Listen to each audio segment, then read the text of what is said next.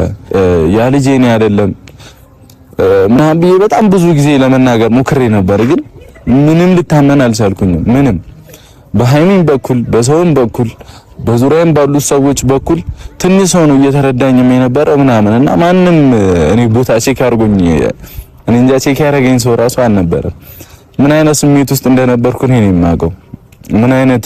የሚያስጠላ ሙድ ውስጥ እንደነበርኩኝ እኔ ነኝ የማውቀው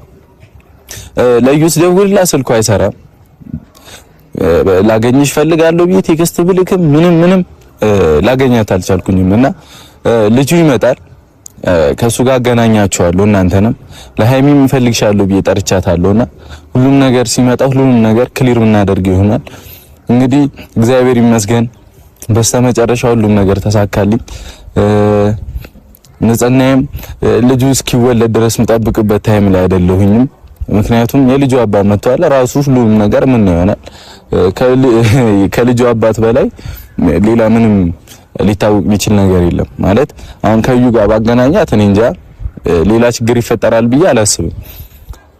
በቃ ሁሉም ነገር እንግዲህ ከዚህ በኋላ ሰላም ይሆናል ብዬ ተስፋ አደርጋለሁ በእውነት በጣም ደስ ብሎኝ እየቦረኩ ምናምን የመጣሁትና አንዳንድ ጊዜ እታዘባለሁ ብዙ ነገር ብዙ ሰው ታዘባለሁ ምናምን ላይክ እኔ የሆነ ነገር ውስጥ ስገባ እኔን ለመጣል በጣም ብዙ የሚጥሩ ሰዎች አሉ እጅ የሚሰጡኝም ሰዎች እንዳሉ እኔን ለማንሳት እጅ እንደሚሰጡኝ ሰዎች ሁሉ ግን እኔን ለመጣል ምናምን እግርም የሚሰጠኝ መንፈስ ነበርና ፈጣሪ ግን ሲክስ በከባዱ ነው በእውነት በቃ አስደስቶ ነው የሚክሳችሁ ምናምን ላይክ ሃይሚንም መቀየም አልፈልግም ማለት እኔ በቃ የራሴ ማንነት ያለኝ ሰው ነኝ እና ራሴን አውቀዋለሁ የትኛውም ሰው በሚያው ነገር ነው ልክ ናችሁ አንዳንድ ሰዎች በምታዩት ነገር ነው የምትናገሩትም ጀጅ የምታደርጉትም ግን እኔ ደግሞ የውስጤን እየተናገርኩኝ የኔ ጥፋት አይደለም እያልኩኝ እኔ ምንም አላውቅም እያልኩኝ ብቻ ብዙ ጥሬ ነበር ሁሉም ነገር ለዚህ በቅቷል ሌላውን ነገር ማውራት አልፈልግም በእውነት አንዳንድ ጊዜ በጣም አግሬሲቭ የምሆነው ማለት ተረጋግጄ ትሁትም ሆኜ ለማውራት ሞክሬ ግን አግሬሲቭ የምሆነው ውስጥ ያለውነት እያወኩኝ ሰው አልረዳ ሲለኝ በጣም እየፈረደ ሲሄድ አሁን እኔ በጣም የምናደደው በተለይ ሃይሚ በቃ እኔ ላይ ተጨው የሆነ ነገር ስትለኝ እናደር ነበርና የምትናገረው ነገር በጣም ያናደኝ ነበር ምክንያቱም ውስጤን ስለማቅ እኔ ምንም እንዳላጠፋው ምናምን 100% እርግጠኛ ነበርኩኝ በቃ እኔ ጥፋት እንዳልሆነ በጣም አቅ ነበርና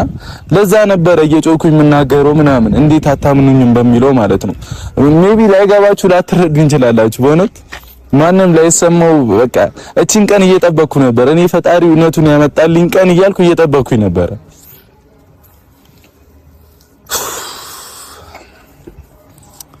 እግዚአብሔርን አለመታመን በጣም ነው የሚያስጠላው